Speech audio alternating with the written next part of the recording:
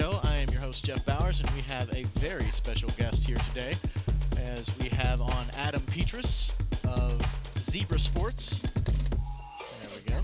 Pull all that up there. Yes. Hey, Jeff, thanks for having me, man. Absolutely. Great to be here. Absolutely. So, Zebra Sports. So we're talking about the technology. We're talking about the next gen stats. That's stuff right. that we've all seen. That's right. So, talk to me about what this is exactly. Is it like next gen stats, or exactly what is that? Yeah, absolutely. So, hey, great to be on with you. So, Zebra Technologies is the technology behind next gen stats, and I'll give a little detail here about who we are. So, Zebra Technologies is a global leader in RFID solutions. Yeah. We connect data, products, and people to deliver a performance edge. And what we do is specialize in RFID solutions. Okay. And so we are the official on-field provider of player tracking for Next Gen Stats. Ah, nice. Okay. Yeah. So how this works is that Zebra has a body of work of tracking assets. Right. And Zebra's been around for 50 years. And one of the things that we do is we track assets for Fortune 100, 500 companies, you name it. And we do it on a global scale. Okay. And we use real-time location services, something we call RTLS, utilizing Zebra proprietary products and softwares, which is known as MotionWorks Enterprise. And out of that, we had an opportunity back in 2013. The NFL came to us and said, hey, we want to create something, a wearable tracking system to be able to create the next generation of statistics for players in the NFL. Sweet. Really innovative. And Zebra, of course, we were already doing that for things, right? Right. Data and assets. So if you had a 500,000 square foot warehouse, and you needed to track how many you had in inventory management right then and there, and how many were on the production line, and how many were, let's say, going into on an automobile, as an example. We could pull that up and tell you right in real time that you just had, 3,700. Now it's 3,657. Wow. And so we were able to take that model of what we were doing for the enterprise. Right. And so, for example, we're a leader in tracking assets across healthcare markets. Right. You go in and you get a RFID wristband. Yep. That's Zebra technology. We nice. were talking earlier, you get that next day or 2-day package that comes to your doorstep, and you get the email notification that the package arrived. Well, that handheld scanner that scanned that package and sent the email, that's a Zebra mobile computer device. Nice. Okay. Final example, let's say you go to your favorite big box store, you find somebody with a red shirt because you're looking for the paper towels and they're sold out. Well, it looks like they're sold out, nothing on the shelf. That employee comes over, they whip out a handheld device for inventory management and says, oh, no, there's 6 cases back in the back. I'll go get you one. Dude, that's amazing. That's Zebra technology. So we've been tracking assets and providing solutions to the American public, the global public, for over 50 years. So it was out of that Next Gen Stats was born with a relationship with Zebra Technologies. And so in 2014, we started outfitting half the league stadiums. And by 2015, we were tracking every NFL venue to include the International Series in London, Mexico City. Because you can't have the next generation of statistics if you're not tracking every player, every play on every down of every game of every NFL, venue. Wow, that's a ton of data, man. It is a ton of data, and specifically when we talk about how we do that, we're using RFID receivers and antennas, and we have these all calibrated and focused on the football field. Okay. So we use XY coordinates to graph out the dimensions of the football field itself. So every single blade of grass from inside the line of the football field, we're tracking it. Wow. So That's as crazy, dude. Next Gen Stats would say, #stat that.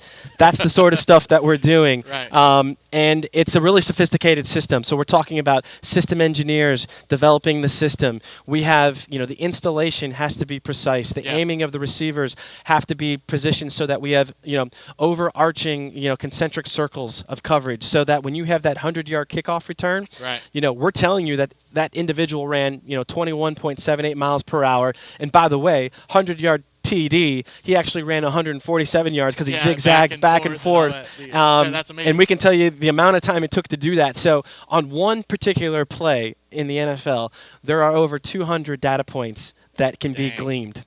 So we're talking, you said, a lot of data? Yeah, there's a lot of data to capture, man. which is really exciting and fun. All right, well let's start with where I think everybody wants to start is why can't I put a chip in the ball? Yeah, so let's talk about that. And the first thing I'm going to have to tell you is actually there is a chip inside this football. All right. There is a Zebra Technologies RFID ball tag inside the football here. Now, the NFL, Zebra, and Wilson out of Ada, Ohio, work together on the ingenuity of how to do this. Now, Wilson's secret sauce. I don't know how they got it in here. It's in but there. That's all that matters. and it's been in there since 2018, and you've never Nice. heard about a football, somebody talking about, oh man, the chip's throwing the ball off. Not so, because this football right here, and again, kudos, as they say, to the NFL, Wilson, Zebra. We designed a ball tag that weighs only a few grams. Nice. And this ball weighs and is the same dimension that it did 10 years ago. Okay. So the integrity of the ball is there, and when if it's Matthew Stafford or if Joe Burrow pick up this football Yep. on Super Bowl Sunday, just as they have the rest of the season and for the last 4 seasons, you can't tell that there's Yeah, a tag in here. that's And that's awesome. really important in the sense that our technology is enhancing the game, but we're not impacting the performance. Right. And so that's you can't have a tag if it was going to do that. Right, and if you put a tag in a shoulder pad or something like that, then you're absolutely not gonna, you're not gonna feel that. It's not some big giant thing, right? Yeah, exactly. And let's talk about the tags that we have in Oh, the yeah. shoulder There you pads. go. So, going back to the football, this tag inside the football transmits at 25 hertz a second. Okay. And that's really fast. Yeah, but yeah. think about it. This ball's being thrown at 70 miles per hour, and then the spin rate is at, you're looking at, could be 700 rotations per second. Right. There's a lot of acceleration, velocity that's going on, so we had to be able to capture from the release of out of the quarterback's hand to when it got to the receiver. Nice. And we're able to measure that acceleration and that force by the time it gets to the receiver. Yeah, When sure. it comes to the player tag, we had to have something durable, right? I mean, you got gladiators putting on this body armor of shoulder 100%, pads, yeah. and And RFID. getting in car crashes every play. So Yeah, and absolutely. you have RFID tags that have to be able to transmit. So, the unique thing, we're talking about active RFID. And so that means there's a battery inside, and we can yeah. turn this on and turn it off, and it has a ping rate of 12 hertz per second. Nice. Because obviously a player's not moving as fast as a ball, but we're able to capture every bit of movement that player is going to have on the football field. Amazing. So what we were able to do is we were able to consolidate the tag battery and the actual RFID chip. And so what we do is we take that set of shoulder pads, no matter what make or brand, if it's Riddell, X-Tech, or Douglas, as I have here. Yep. What we do is we built a special 3M mount for our tag. It's customized, and then we get it into the installed underneath the epaulet of the shoulder pad. Okay, cool. And again, this is the best place for us to do it so that the tag is facing up, it's being hit, it's talking to the receivers, and it also can sustain that car crash impact that Yeah. these guys hit each other at. Have you had one crushed out yet? No, we have not. Okay. And that's again, good. that goes back to our engineers and the materials that we sourced to be able to build this tag. I mean, a lot of R&D went into delivering a tag that would transmit no matter what the weather conditions are, as far as rain and snow. And then also be able to survive the Yeah, impact of the professional football league players going at it. And so each player wears a left and a right tag. Oh, and nice. and then down linemen, we actually put a third tag onto the back of their shoulder pads. I don't have one here, but the reason we do that is if I'm a skills guy and I'm standing straight up, I'm talking to the receivers really easily. Yeah. But when I'm a down lineman and I go into a three-point stance, Oh, yeah. it helps triangulate the signal by putting it here on the back of the shoulder pads. So they have 3 to help triangulate. But we get them out onto the field, and we're tracking 11 on 11. And because of COVID and injuries, we also tag everybody in the locker room so that wow. our system works. That if a set of shoulder pads touches the field, we're tracking you. So if you get promoted from practice squad to the active roster on game day morning, Yeah. we're in there activating your shoulder pads, and we're ready for you. Dude, that's amazing. Yeah, That's awesome. It's really awesome. So, okay, so is this kind of like what you have in soccer with like the triangulation and like the 3, how they have the tracking for the goals and all that stuff? Okay, so yeah, similar to that, and our technology, of course, is using RFID, and the right. way that we have the field calibrated, and before each game, we're able to re-reference, so we can tighten up the precision of the field, so that the accuracy is as accurate as possible. So the one of the beautiful things about RFID technology and tracking technology is for its accuracy. Yeah. There are other tracking solutions out there that are GPS based, and they will never be as accurate as RFID. I don't know how many times you may have tried to find directions using a GPS. And a few times here in Mobile, and it hasn't worked out well for me. Yeah, So, exactly. So you're looking at somewhere between 6 to 30 feet. It could be inaccurate. Right. And when you're talking about player sports performance, we've got to be accurate, man. Yeah, you know, down and that's to what the edge, RFID basically, yeah. is going to deliver. So we have a great staff that executes the game day operation, collects all that data, and we have a way of in-game processing all the events that take place. So Awesome. think about it. So from opening kickoff to the start of a huddle, stop of a huddle, line set, shift, man in motion, snap, handoff, tackle. We cover all of that, and then we're able to finesse the timestamps utilizing our software. And then, we're integrated with the broadcast. So if they stream and you see, personalities talking about the next gen stats, that's all coming directly from our feed. And then they create and they tell that story with the partners at Next Gen. Okay, so obviously the first thing that I think fans want is the yard markers, and like you're saying, with the ball, right? Okay, so yeah. Like being able to spot the ball directly. How do we do that? Let's talk about that. Yeah. So, hey, I want us to get there. Yeah, absolutely. I think all of America or any football fan in the world, 100%. Wants to see the proper placement of the ball. If they earned that first down or if they stopped them, I don't want, the human error to be the difference. And of course, the replay is even getting better with the camera views, Yeah, of course. But when you get into that scrum, when guys are on top of each other, I understand it's hard for the officials to find that final spot. Right. When was the knee down? Where was the ball? And so, yes, we all want to be like, man, let's laser the football so that we can identify that first down. The challenge that's out there, for example, if the tag is right here on the football underneath the shield, Right. and I'm the ball carrier, but the nose of the ball is sticking forward, or I reach out, the tag's here, right? And not giving you 6 additional inches. And then the same thing, if the ball is flipped around the other side where the tag isn't, I'm still, 5-6 inches away from the proper spot. The knee down at the Correct. Yeah. Correct. For and sure. and then the other thing is that the tag's on the inside of the ball, right? And we've got basically a sphere. And so even if we were able to do something, we talk about a game of inches, it then becomes a game of millimeters because the tag inside is still.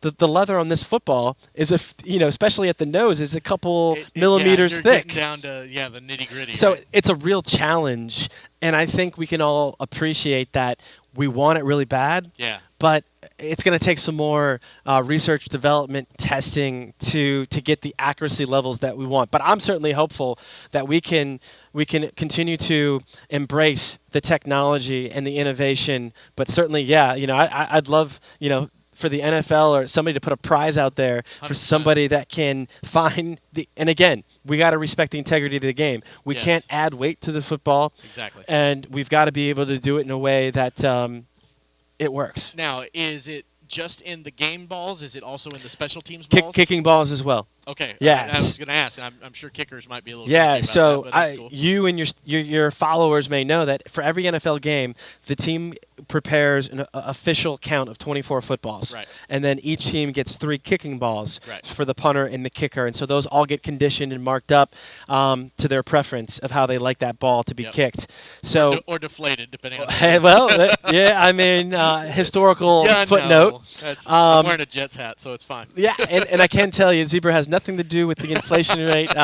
We only track the movement of that football. But I will say that, yes, the K balls, as we call them, the kicking balls, and then the game balls, we activate them in the pregame, and we verify, we make sure that the ping rate is operating healthy, and as well as the battery, and then they get sent off to the officials where they do their testing, and then we're tracking. We're tracking 48 on 48 as well as all the game balls that hit the field. Okay, so now the next thing I want is when I watch the Masters. Shot tracker? Yep. Yeah. Can I have a kick tracker for these field goals? Or punts. The technology is there. Absolutely. So, that is like real live. Like, you get the shot for the field goal, right? So you're behind the kicker. Right. Just like they always show that shot and then it goes through. Like, if that happened in real time, dude, that would be amazing.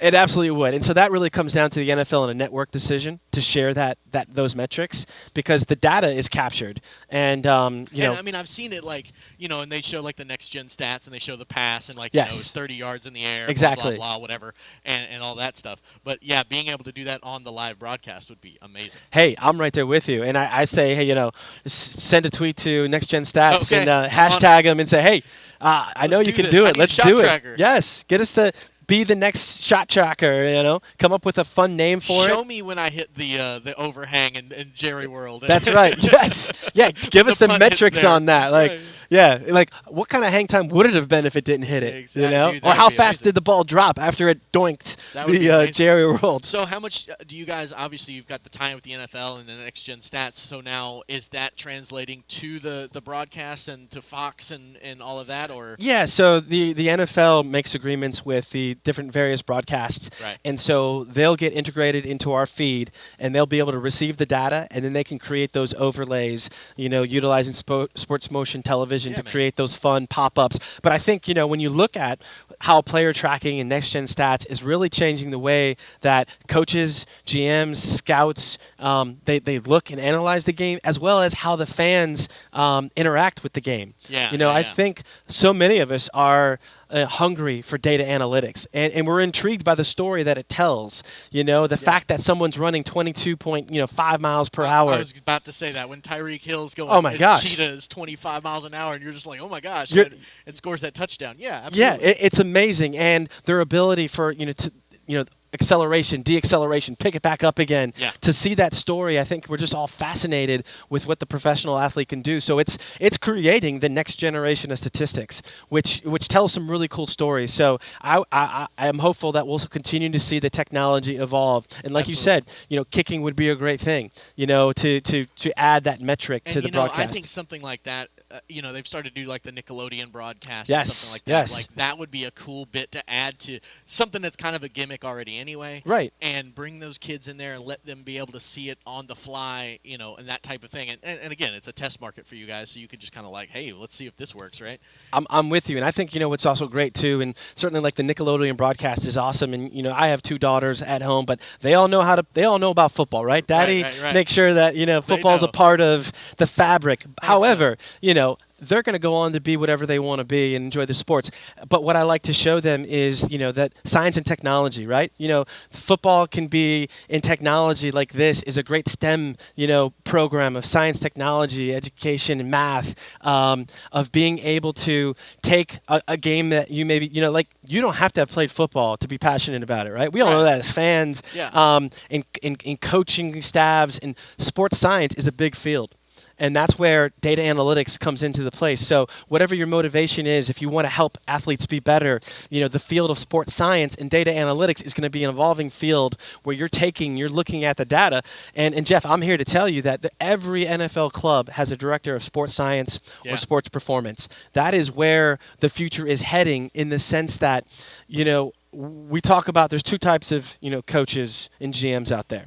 There are the coaches and GMs that embrace player tracking and wearables. And analytics and all of it. And then there's former coaches and GMs, because the reality is that it has to be a tool in the toolbox. Data analytics is going to help you. It's not going to hurt you. Right. But every coach and every team has a different perspective of how much they value or what they look to value within the data that's presented. We're here at the Senior Bowl. Yep. We're really excited to be here. This is Absolutely. our 4th year of doing player tracking. Nice. We started in 2018.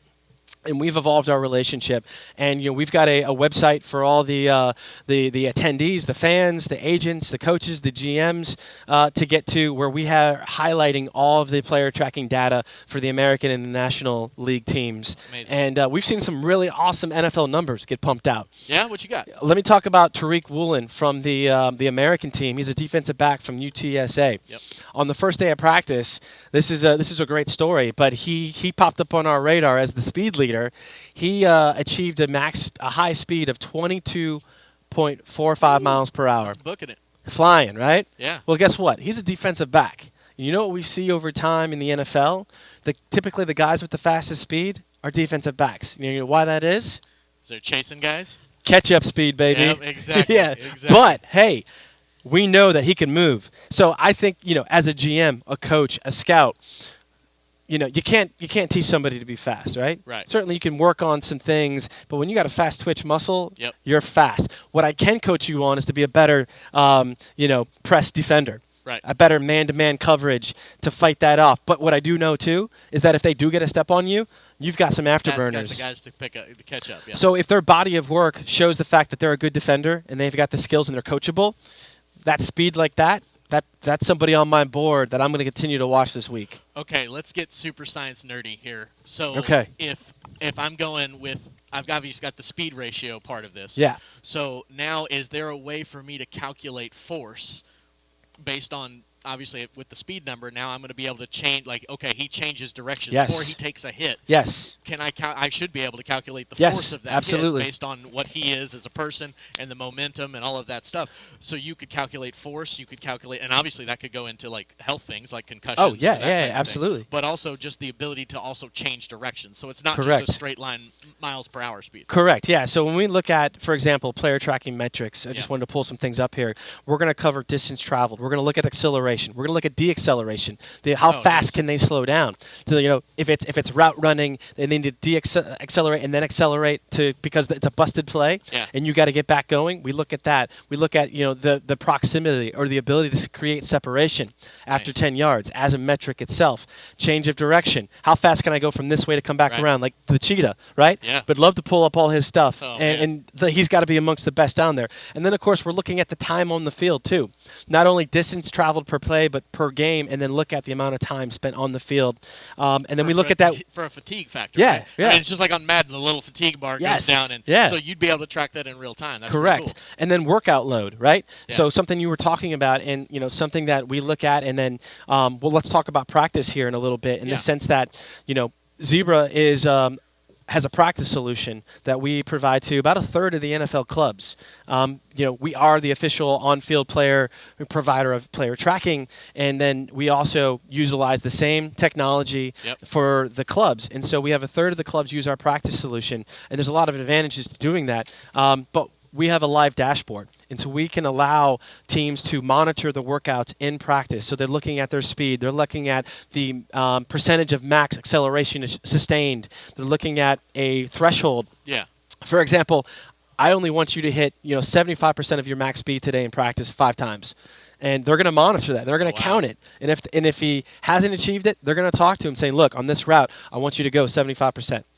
And then you look at some of the aspects that, again, you look at return to play aspects. And I'll get to that in a second. I want to go back to the workload Yeah, yeah, aspect. So think about it. If I'm in practice and you're always lining me up on the left side, right? Right. Because for whatever reason, maybe it's unconscious. It's just the way we like the formation. We like how you work on the left side. Right. The quarterback likes throwing to you on that side. Yep. Well, if we look at the data and over time, that like 90% of the time, we're always lining you up on the left side.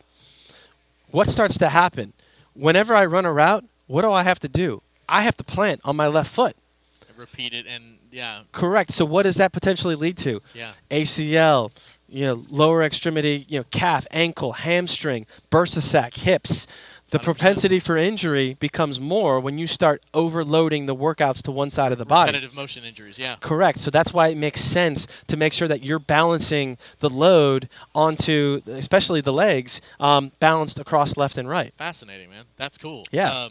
So you had mentioned talking not only about the workload. Okay, so then if obviously repetitive motion injuries, do you guys do anything like any kind of wearables as far as like, vitals and things like that, so then you could kind of mesh those two together? Sure. Yeah, we do offer that as a solution as well, the ability to take the heart rate monitor, because certainly, again, I was talking about all 32 clubs now have a director of sports science, and Yeah. so you're collecting the tracking data, and then there are teams that are really interested in the heart rate aspect. And I know we all saw that report from Mahomes during the great 13-second Yeah, situation run around. Yep, in the sure. divisional game, and how his heart rate was spiking. Yep. And that is something we also offer as a part of our solution. We can't put it inside the tag, Right, of course, obviously. because it's up in the epaulets, but we do offer a conditional I opportunity. was gonna say, yeah, I've seen some of those bands, like especially at the combine. Yes. I was gonna say like any kind of like a wristband type of thing. And so that becomes team specific. Right. Okay. So obviously you've got the partnership with the NFL. I'm sure you guys are doing some college stuff too at We this are. point. We are. So the application for the average person, like if you're a high school coach, if you're a flag football coach, is this something that would be achievable, doable? Yeah. Is this something that they might want to get into? Yeah. Well, hey, if that flag football coach has got openings, I want to be on that team because that's a smart coach right there. I mean, I'm about to be coaching a flag football team, so like I said, Hey, I'm gonna look for those flights from Jack's Beach to LaGuardia up there. There you go, perfect. So I would tell you, our system is really sophisticated, Yeah. and so with sophistication, the long pole in the tent is the hardware cost, and then of course the software solution that goes with it. So we tailor to the NFL and to NCAA college football right now. Could you dumb it down to like a high school level? It's hard to say because of what we have, the recipe for success that we have found with doing it right. Right. It would not be the same level of accuracy if we were to dumb it down and get it to a price point that became more affordable. Right. Like our system is affordable, but it's sophisticated and it's more of a. But it's a big time program. Correct. Kind of And it's an investment. Yeah. And you want to make sure you hire the right people behind it that can understand and they can take away and extract the data points that are successful. So when it comes to college and NCAA football, yes. Yeah. Division I schools especially that have the boosters and they've got the funding and the athletic program, it's absolutely achievable and it makes sense. Yeah. When you get down to a Division III school, or then you even look at high schools, that budget probably is not worth the investment. They're going to look at something that is going to be more affordable. Yeah, no, that makes sense, and like I said, I think it would be something interesting to see, like over time, if it does, as everything goes, something starts off expensive because you just made it, and then as time goes on, it gets cheaper and cheaper and more accessible to the common person. So, for example, certainly we are in the NCAA. We have agreements with a handful of clubs where we do their practice and their game day tracking. Certainly, what I would love to see from a business development and sales growth perspective is certainly approaching the NCAA at the actual NCAA office level. Or from a conference level, saying, hey, Big Ten, SEC, any of the conferences, let's come together and let's build the NCAA version of Next Gen Stats. And that's something like, don't go through the NCAA. They don't know what they're doing. But at the SEC level, obviously, and especially because they have the SEC network, you've got all this television aspect to it as well, and so it does become a more visual thing. Hell, the SEC network would put on a whole channel that just said, hey, here's all the cool stats that we have. Yeah. Like here's all the cool plays. Like, literally. Exactly, that would work for and you could do so much with it. Stats show. Yeah, you could do so much in the sense of, looking at the college athlete today and then comparing to NFL times. Yep. And so you're highlighting and you're profiling more and more athletes, and of course in the world of the NIL and where we are with that as far as the marketing opportunities, but I think also from an evaluation standpoint, it's so good for those kids that do want to go on to the NFL, or perhaps maybe they didn't think they were NFL talent, and then they have some breakout games and they show the fact that they can sustain and become an NFL prospect. I think it would be awesome, but I totally agree. I think, look, college fans are the best fans in the world. 100%. And you add that piece of data analytics in the storytelling, and you get a couple fun personalities like you and me on there. It'd be amazing. I eat it up. I think that is definitely an opportunity for you guys. Okay, so, well, first of all, how long before I see a zebra patch on one of these NFL uniforms or something like that, right? Yeah, well, hey, a practice jersey, perhaps. That cost point's still expensive. If you get the SEC network, give me a call. We'll go to work. Yeah, hey, I like that. But yeah, no, certainly we are proud of the Zebra NFL relationship, and I think make sure I get that up there. I was gonna say, good for everybody. I get a nice close-up shot right there. There it is. The zebra, But yeah, no, we're so excited about what we're doing with the NFL. We're excited to be here at the Reese's Senior Bowl for the 4th year. Jim Nagy, to his credit, the executive director, his scouting career alone was impressive, and now the fact that he's leaning forward, and I would say delivering that edge of separating, the Senior Bowl, with the fact that we've been tracking it for 4 years. Yeah. And he put out a tweet yesterday talking about a wide receiver's time at like 21.78. Yeah. And what 40 time, right? Yeah. Is the 40 important? I mean, is it a straight only line? If you're running 40 yards. That's the thing. But how about running with a football uniform on, Exactly. with a helmet? And we're talking about player performance. Yeah. And I think Jim's got a great point in an argument to talk about the fact that player performance is far more important than just when they talk running about game speed versus time exactly. speed and all of that. Absolutely. You could put a singlet on somebody, right? Yeah. And have them run a straight line. And yeah, there's a lot of pressure to perform, but let's go to Tariq Woolen, who run 22.45 miles per hour after getting burned off the line. Yeah. And if he goes to the combine and doesn't know how to get in a sprinter stance and runs a 4.56, exactly. he drops. But you see that speed. There was a guy a couple years ago. He was doing this big analytic breakdown of running backs, and this was his baby. And one of the guys he picked kind of out of obscurity out of Georgia State was Jerick McKinnon. Okay. And obviously McKinnon was with the 49ers and is a guy who had nothing, just speed for days. Right. And he put in all of this stuff and like all these analytics and stuff and said, this guy's going to be one of the best backs in this draft. And he went like in the 5th round because Georgia State. And right. He's been phenomenal. He got in a couple of great contacts, was great for the Chiefs this year, had been with the Niners before. And that's just that kind of, like I said, I think finding that market inefficiency, which is what you guys seem to be doing, is fantastic. And I think that's something that helps the league get better. It helps scouting get better. Exactly. It's a crapshoot, man. It absolutely is, and I think that is certainly where we believe the innovation and the technology balancing with the game is evolving it, and it really is truly changing how the evaluation process is going. And Jim Nagy is a great example of it. And I know he may have tweeted it the other day, but if you go back to the 2020 game, you had Van Jefferson, fastest player here at the Senior Bowl at 21.05 miles per hour. If you remember, Van Jefferson got injured. Yeah. But he ran that fast speed, didn't go to the combine and run. But the Rams took notice that he could perform. Nice. Now he's going to be playing in the Super Bowl 2 weeks from now. That's right. And so, you perform at the combine or you don't, your stock goes up, your stock goes down. As we like to say, the data doesn't lie. Yeah, no doubt. Okay, so I do want to talk about the combine. Sure. Because, that's another place, obviously, if we talk about that starting and stopping. Sure. And, when they're running the 3-cone drill and stuff like that, they're not wearing pads at that point. So correct. Is there a way for you to get that technology into that type of thing? Yeah. So, let's go back and let's talk about like our practice solution. So, I think how many times a week does NFL team practice in shoulder pads? Oh, maybe once. Exactly. Exactly. Maybe. Right? They got maybe once a month. They bartered that deal pretty well. Exactly.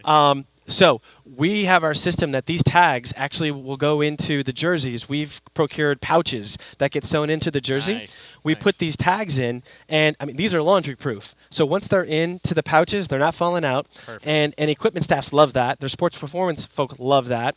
Once they're in, they're in. And if they have an orange jersey and they have a blue jersey, for example, like Miami, they're always going to be tracking. And so amazing. The same thing, for the combine, absolutely, it's something that we could do where we would just work, if it's New Era, who's doing the uniforms this year, the singlets, the jerseys, we work with them and we get those pouches in. And, of course, that's an NFL decision to track the combine. Of course. And but it's certainly, we have the technology to do it. And I think, again, it'd be great for the NFL to evolve the offering of what the combine is and then showing new data points and what's important. And then you have to start now, and then you create that body of work year after year, being able to look at somebody's change in direction speed. Yes, or you're doing exactly. the 4-cone, drill, their ability to get to there and there. So and the start and stop and all of that stuff. Correct.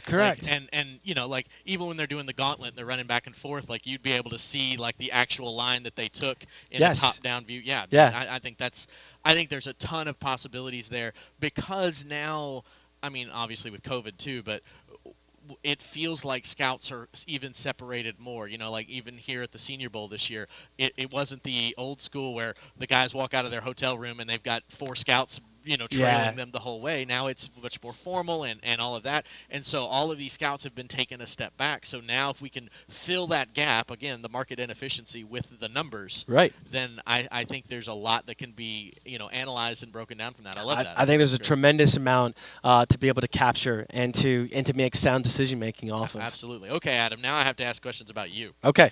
which is, are you a football nerd who is good at math, or are you a math nerd who likes football? Oh, Because man. there's a difference. Yeah, there's a difference. I'm going to say that I don't know if I quite qualify as nerd because I'm not smart enough. Although you put a dollar sign in front of a math equation, Hey. I start becoming a brilliant You get tactician. real interested. Yeah, Heck yeah. exactly. We all do. Exactly. No, so yeah, I'm passionate about football. I started my football journey back in 1994-95 on the Cleveland Browns grounds crew when I was in high school. Oh, nice. And then I worked for the for the Cleveland Brown Trust when there was no team when they moved to Baltimore. Yep. And then I got brought into the front office by Carmen Policy and Al Lerner when they Nice. bought the team, and I had the pleasure of working for Bill Hampton.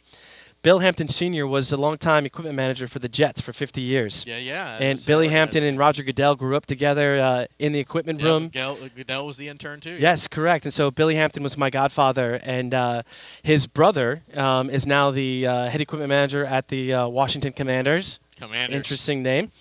And his other brother, Clay, is the director of business football operations for the Texans. Nice. Okay. So I worked in the NFL in the front office for the Browns, and then I went to serve our country after 2001. Thank you for your service. Enjoyed that, and then I got onto the private side of some government work, and then I actually got into some agent business. I was a certified NFLPA contract advisor. Nice. And worked with some Olympic athletes and some NFL athletes, and then got myself situated with Zebra in 2015, supporting Next Gen Stats, and then I went on to co-manage the entire program in 2017. Okay, so you're a football nerd who just happens to wander into some math. That's correct. That's the one. That Yes. is the correct answer. Yes. Okay, so then who's the math nerds on this? Oh man, our team, we've got some awesome people. One of my favorite people at Zebra, a guy named Tom Doris out of Frederick, Maryland. He's one of our lead engineers. He builds all the algorithms, Oh. and he is a bright mind. And so yeah, I attach myself to him when I have the math questions come through. And that's what I mean. It's like because you got to have obviously the stats and the math and all of that stuff and the algorithms all down, and then you get to do the cool stuff, right? Exactly, and I'm glad you brought that up, Jeff, because this doesn't happen. The collection of data doesn't happen unless you have some bright minds that put in the sweat equity on the back end and the formulas. Another guy in San Jose, Ravi Kotha, he's our other lead engineer and software developer. To do what we do for the NFL, and having done it for 8 years, you have to have a recipe for success.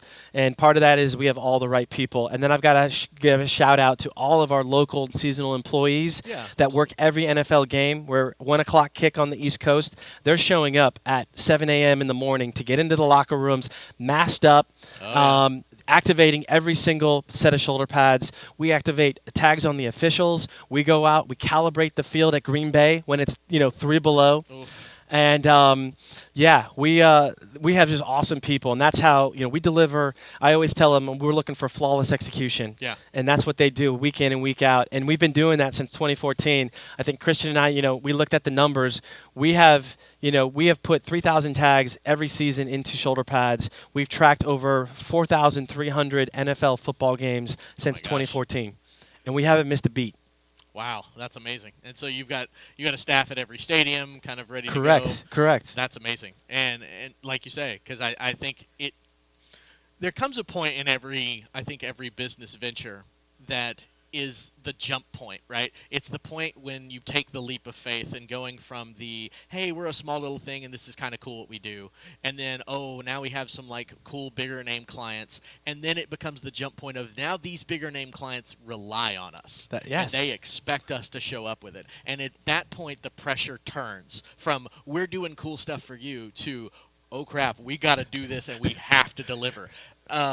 Are you guys at that point, and are you ready to take on more? Oh, I love that. Exactly. Flawless execution. We have to deliver results. Yeah. Every play, Jeff. Yeah. Every player. And 100%. for us, there's no excuse. And we have set up contingencies so that if a player ends up putting on he comes in from home with a new set of shoulder pads Yep. and doesn't tell the equipment manager, it happens. Believe me, Oh, it yeah. does Oh, yeah. happen. I'm sure. You got guys like that, and even the equipment manager be like, "What the heck, man?" He's like, "I didn't even know he had these." I mean, when Antonio Brown wants to wear his own helmet. Yeah, you there's that too. So we set up contingency plans. We work with every equipment manager, and they have an emergency set of tags that they're ready to slap in because we do these 48 on 48 checks during the pregame. All the players come out, Right. and we know who's tracking and who's not tracking. And we have a health monitor. We can see if there's sets of pads still left in the locker room. And you have all sorts of scenarios happen, right? Some guy falls ill, or some guy's going to the bathroom, Right. or some guy's having his well, and with COVID, you had people and drop out like crazy. the and day people of, right? come up. Yeah, exactly. Or we activated 48 guys, and only 44 guys show up on the field because they got negative tests came back, Right, or a right, positive right. test came back. So we're at the point that the NFL certainly knows that they get a quality product from us, and but we expect that out of our team Right. to deliver, and we've worked really hard on delivering, and delivering that performance edge for the NFL and for our own business. And so we do want to expand. I want to expand. We talked about NCAA from Yep. conferences to if it was the entire Division I football program. But also, look, hockey is very similar in the football in the sense they wear shoulder 100%, pads, yeah. right? They're moving a little bit faster on the ice, Yep. but we've got technology that can allow for that. And then, I love me some soccer. I grew up playing soccer as a kid, and then I got Absolutely. into football, but I started in soccer, and I love watching the EPL overseas. I'm a Liverpool guy. There you so- go. I'm a Chelsea guy. Oh, there you go. And we'll probably fight later. fair enough, but I like you. Yeah, that's good. That's good. So soccer is one of those sports where the player metrics are also so Oh, vital man. and important. You see some of those guys when they talk about how they ran like 9-10 miles Yes. and all that stuff. Yeah. Like, yeah, it's It's impressive, insane. Yeah. and again, there's fascinating stories to tell from that. But we would love to be able to do that. And the other side of it all is that because Zebra is a global company and we offer these solutions outside of sports. Yep. We talked about the deliveries and going to the store, but think about every time you go to a sporting event, no matter if whoever it is, and you've got that QR code on your phone or the ticket, and they scan it. Yeah. Zebra builds those handheld devices. So we want to be the leader in sports and entertainment. So anytime you go to a stadium or you go to a point of sale to grab a drink at a game or popcorn, that touch screen or that point of sale contactless or frictionless transaction is a Zebra product. Yeah. We want to be the leader in sports and entertainment solutions. Yeah, anywhere from your Disney World ID. Exactly. That's us. Yeah, to that is you guys. Yes. Oh, that's awesome. Yes. Those things are amazing. Yes. And then, like you say, even like next level. This is controversial a little bit, but they talk about like with the COVID and those passes. Like I know in Canada they definitely have those, where they were saying we don't even have to scan it. We just know who you are as you come through the border or whatever. Yes. And having that ability to do things. I know there's been talk about that with like customs or something like that, where it becomes automatic. Yeah, so you start adding biometrics into some of the contact tracing Right. and using RFID technology for those solutions. It is absolutely something Zebra delivers on now in one form or another, and certainly is something that we can aspire and grow to. Do you do with the like those Amazon stores they talk about now? I don't know if you have anything with Amazon, but like you just walk in, grab the stuff, and walk out because they know who you are and they just pull it off your phone or whatever. Yeah, so Amazon is a partner of Zebra, and I can't talk about all the specific things that we do together. Of course. But you're talking my language. Yeah. And we just got to continue to look at the evolution of where we were, 5 years ago from point of sale transactions to where you are today, referencing the Amazon where you just walk in and walk out. But I can tell you, we're working with a partner right now on what we call frictionless transaction with a partner, RFID Solutions in EXO, where you simply go shopping, you put the product in a bag, you drop the bag in a little bit of a RFID box reader. It automatically reads what's in the box, pops up on the screen what you owe. You bring your credit card out, you tap, you pay, you get your receipt, and you walk out. That's amazing, man. I think this is the other thing, and I'm glad you're here, and I'm glad we're going to put all this out there and whatever, because Yeah, me too. the other part of it is like having the technology is great and doing all the cool stuff is great, but you also have to sell it to everybody, right? Like it's easy for young people to say, "Oh man, I'll go in this Amazon store, grab something, and walk out, and it's cool." But like a 50-year-old person's not going to be down with that, right? Right. And especially in football, you've got those old school guys You that do. that don't want to see the shot tracker thing, right? Correct. And so that I think is selling that product, presenting it in the right way, I think is massively important, and just showing people like, hey, this isn't Big Brother tracking you everywhere, right? Like this is what this is There's value in it. exactly. You're enhancing the game. We're making your team better. Yes. By saying, look, we're showing them these things and this stuff, and we're going to show you too. Like it's not a secret, but being able to present that to the public, and especially even skewing older, because all tech companies skew for 25-year-olds because they are 25-year-olds, right? Right. But old guys, you got a little gray in there. A little more than a little, believe me. So do I. So Yeah. it's good. But like when you skew for the older generation, Yeah. I think that's something that making it say, hey, this is why this is important, and it's not crazy, that type of thing. And I think that's massively important. It's why doing stuff like this I think is great. And yeah, man. No, man, you're on the cutting edge. You're right there. As far as on the level that I concur with, Yeah. in the sense that it's there's still some work to do, but you're right. It's all about messaging and showing value. 100%. And if you can show value, even the old school football mind is going to realize that there is value to consider. Yeah. And talk about it's part of the tool set, and it's up to you to determine whether or not that's a sharp tool or that's a surgical tool. Right. But it's definitely a tool in your wheelhouse, and we know that there are super users out there that use our technology. And for example, Los Angeles Rams is a practice client of the Zebra, Right. and we're certainly excited about the journey they've had, and they're a club that embraces it. You heading to LA for the Super I'll Bowl? be in LA. Oh man, that's amazing. Yeah. That's going to be awesome. Yeah, and like I know the Jets is one of the squads here is another team that's usually pretty cutting edge as far as on the health stuff and all this type of thing. I think that would be a good place to go too, because Hey, certainly want to have some follow-up conversation with the Jets about the practice solution side of it all. Yeah, you guys, I'm excited for you guys this year. Hope so. Hopefully we can get out of the doldrums. I mean, several other teams. The Bengals were here a couple of years ago, and look where they. Exactly. I mean, look, I'm originally from Cleveland, so yeah. I know the ups and downs and getting close, and you every new year there's a fresh start. Yeah. Well, being a Jets fan is like being a Browns fan. Yeah. So, do you want to keep Baker? Or do you want to go find somebody else? Oof. Let's ask Browns questions. This will be fun. Yeah. Just kidding. I don't know how I feel about this. Right. Yeah. He's gotta see now. He's squirming in Yeah. the seat. You see how this is? I Now think we we're gotta behind move on. schedule as it is. No. No, we're good, man. My Hey, man, Adam, enjoyed it. absolutely. Thank brother. you. Good luck to you. I think it's great. Check out Zebra Motions and obviously Next Gen Stats and all that that implies. So for the Sports Narrative, for Adam, I'm Jeff. Thanks so much. See you next time.